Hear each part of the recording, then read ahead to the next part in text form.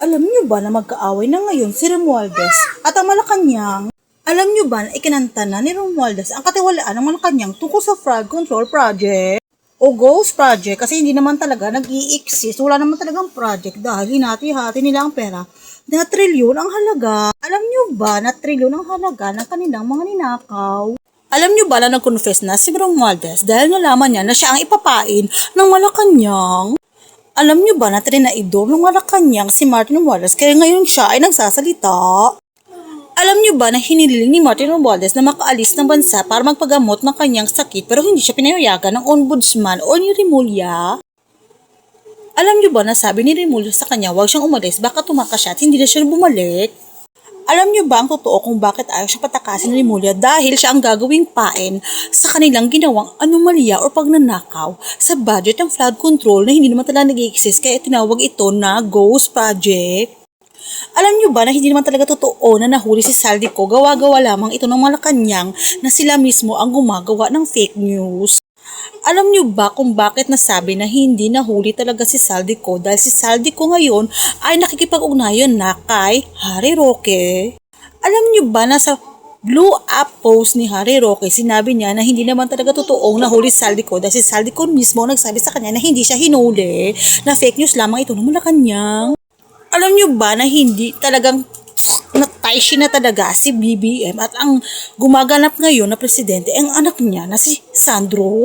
Alam niyo ba na hindi na mahagilap ngayon ang presensya ni Sandro dahil siya ngayon ang gumaganap na presidente ng Malacanang?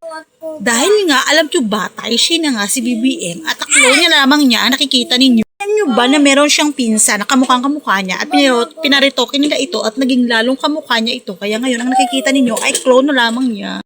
Alam niyo ba na hindi papayag si Martin Romualdez na siya ang gagawing pain kaya naman nag-confess na siya? Alam niyo ba na kaaway na siya ngayon ni BBM at laglaga na to? Alam niyo ba na kinanta niya rin si Chis Escudero na isa sa mga mastermind pero ang mastermind talaga ay si BBM. Sila lamang ang nasa likod ng mga pagdidistribute ng mga maleta sa mga congressman. Alam niyo ba kung bakit pinagkakaisahan ng mga congressman si Kiko Barsaga? Dahil sa lahat ng congressman, si Kiko Barsaga lang ang hindi nabigyan ng maleta. Alam niyo ba na halos 90% ng congressman ay nabigyan ng maleta kaya pinagkakaisa nila si Kiko Barsaga at gusto nilang may pitch BP Sara.